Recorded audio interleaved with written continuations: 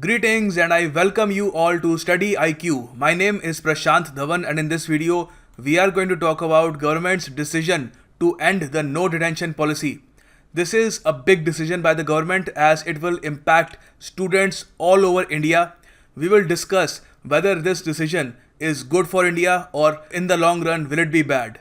Now before beginning the discussion I would like to discuss a very interesting quote with you guys. It is a quote by Rutherford Rogers and it goes like this: "We are drowning in information and starving for knowledge." You see, information is all around us. You can just use your smartphone to access Wikipedia, and so much information is at your disposal. You can learn about pretty much anything, but people are still starving for knowledge. Why is it so? I would like to know what you guys think about this. In the context of education system in India, how do you think this quote can be interpreted? Do write in the comment box below.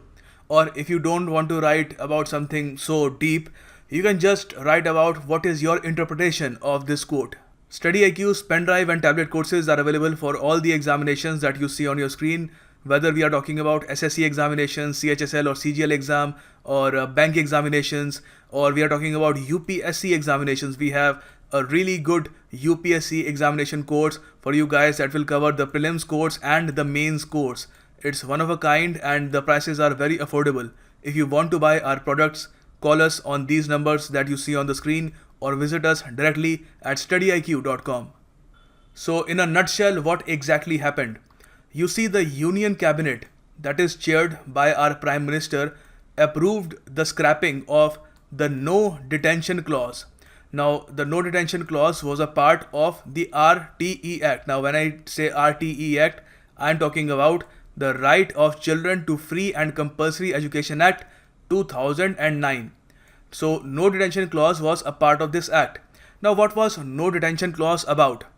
Under this clause, no student in India could be failed from standard 1 to standard 8th.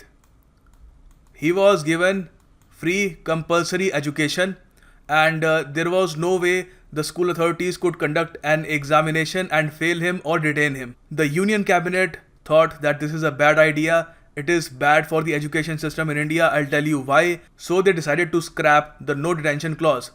Now, after this decision, of course, a bill will be passed in the parliament as well in a few weeks. After the bill is passed, the state governments will have the option to detain students between class 5th to 8th.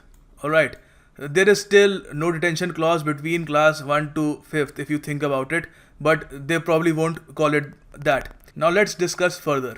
Now the RTE Act, the Right of Children to Free and Compulsory Education Act 2009. The act basically describes the modalities of importance of free and compulsory education for children between the age of 5 to 14 in India under what article? Under Article 21A of the Indian Constitution. So under this act, the no detention policy was created. Now this act, this RTE Act, this came into force on 1st April 2010. Now, concerning the higher dropout rate due to being unable to read, write and pass, the Act under Section 16 prohibits school from detaining or expelling any student up to class 8 for reducing the higher dropout rate and to have minimum education citizenry. Now, to just make it quite simple for you guys to understand, suppose there is a kid, he comes from an economically weaker section of the society. Now he doesn't really have the luxury of buying supplementary books or guides or perhaps even hiring a tutor. Other than that, his parents are not educated as well, so he doesn't really have anyone to guide him. So before the no detention policy, there was a chance that this kid could fail an examination between class 1 to 8 and his entire year would have been wasted and he would have been detained. Now usually what happened afterwards was these children, they saw no purpose in studying further and they just used to drop out of school altogether. Now under the no detention policy, there were no such examinations between class 1st to 8th that could fail the student and ultimately expel him from the school. So, in order to reduce the higher dropout rate, especially among the weaker section of the societies, the no detention policy was introduced under the RTE Act 2009. Now, since examinations were scrapped, a new thing was introduced. This was called Continuous and Comprehensive Evaluation, CCE. Whenever you are going to write an essay on this topic, make sure to mention this. This is quite important. So, this was introduced to assess and evaluate the students' learning. So, basically, they used smaller tests to assess his learning and evaluate where the child is growing, how he is growing, and then they had regular meetings with the child's parents to tell them how their child is doing and how he can improve and such. So basically, the idea was to remove the pressure of examinations and basically do a continuous and comprehensive evaluation of the child in order to help him grow as a student. The continuous and comprehensive evaluation regularly assessed students' progress in multiple ways and used the feedback in the teaching learning process. So, as I told you earlier, the idea was to assess the students' progress in multiple ways. Now, the end of the no detention policy began when the TSR Subramaniam Committee on Education recommended that this policy is actually harming the Indian education system rather than improving it. So, as per the decision taken by the cabinet, an enabling provision will be made in the Right of Children for Free and Compulsory Education Amendment Bill. However, students will get a second chance to take another exam and pass. So, suppose once the no detention policy is removed and there are examinations between class 5th to 8th.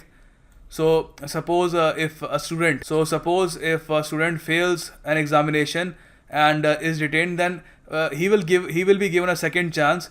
He can take the examination again and pass. So, in order to save a year of a student's academic life, they have introduced this provision as well.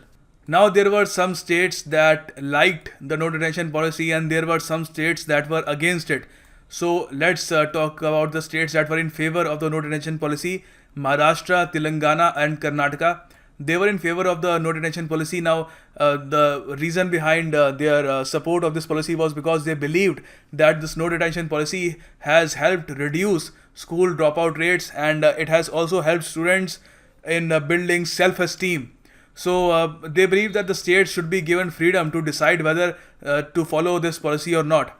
Then Telangana too, they believed that this policy enables a child to learn better without the fear of failure because he cannot be failed under this policy. Detention and stigma. And then Karnataka believed that it is important to sustain students' interest in education.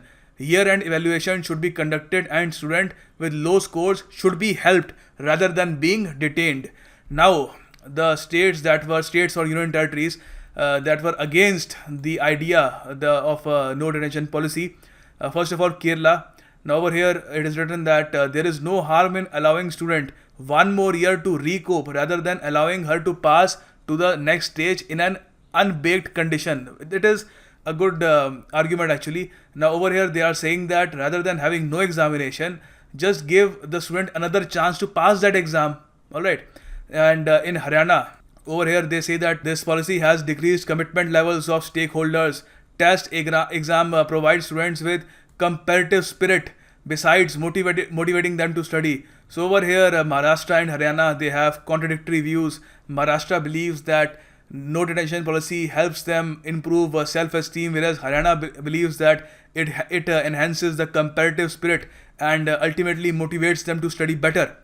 According to Delhi, the result of the no detention policy was unreasonable and undisciplined behavior by students, or their dropping out of school. No detention policy may be restricted up to class 3rd. So they believe so schools in Delhi they experienced that students became very undisciplined and basically they just became a little too fearless. Now, of course, I would like to mention that the Delhi government has supported Central's decision of scrapping the no detention policy. Usually, the Delhi government, as you probably know, doesn't really support the central government all that much, but in this topic, they have supported the central government wholeheartedly. Now let's talk about some arguments that are against government's decision to scrap the no detention policy. First of all, a lot of people say that it's the poor quality of teaching that must be blamed rather than the students, because look, Because of the no detention policy, as I told you earlier, students became fearless. A lot of states reported that students are becoming undisciplined. So because of that, the pass ratio in class 9th dropped significantly. So over here, one argument suggests that perhaps we need to improve the poor quality of teaching in India rather than blaming the students for the low pass ratio. Now the second argument is that bringing back year-end examination for class 5th and class 8th and retaining students who fail them won't improve learning outcomes, which is pretty much true. We can't really guarantee that suddenly the learning will improve just because you have an year-end examination. Now, according to me, the best argument against government's decision to scrap the no detention policy is this one. Students from economically well-off backgrounds can overcome the pass-fail system through out-of-school tuitions, which is very much true. Students, especially after class 6th and class 7th, they opt for home tuitions or out-of-school tuitions so that the concepts that are not clear to them, they pretty much learn them, and they have a lot of other supports. They have educated parents, they have money that they can spend on other books. So well-off students can pretty much go through this pass-fail system, but this option simply isn't available to economically disadvantaged students who are clinging to the school system precariously. So as I told you earlier, the economically disadvantaged students, they don't really have the luxury of hiring a tutor or buying more books. So if they fail in the examination, they will lose the motivation to keep studying further, and it will just increase the dropout rate in our schools. Now, the arguments in favor of government's decision to scrap the no detention policy are over here. Data shows that students, especially at government-run schools, have been consistently underperforming in basic reading, comprehension, and mathematical ability tests. Now, you can either blame this on poor teaching standards, or you can blame this on the lack of accountability in the absence of examination. I would like to know your view on this.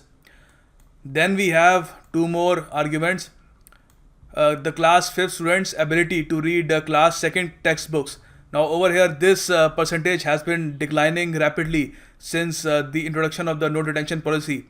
While around 60%, 59% of the students in 2007 could read class 2nd textbooks while they were studying in class 5, only 57.7% were able to do it in 2010. Alright, now this happened while the no detention policy was not in existence. We need to understand that. Alright, so when the no detention policy was introduced, the number fell to 42%. So you can see a steep decline from 59% to 42% in 2014, and in 2016 the numbers have dropped to 41%. So it's quite depressing and quite disappointing that our students are not able to read class 2nd textbooks. The students that study in class 5th, they are not able to read the class 2 textbooks. And finally, lack of discipline is also one aspect, since students know that nothing can hold them back between class 1 to 8th. They pretty much run amok, and they don't really care much about the classes and the studies. So this has been noted in schools, especially in Delhi and some other parts of the country. And this is the end of the video. I would like to know what are your opinions on this matter. It's very important for the future of our country, and hopefully you will write your opinion in the comment box below, and you will also like this video if you liked it genuinely. And yeah, that's all I have to say. I will see you soon with another video. God bless you all.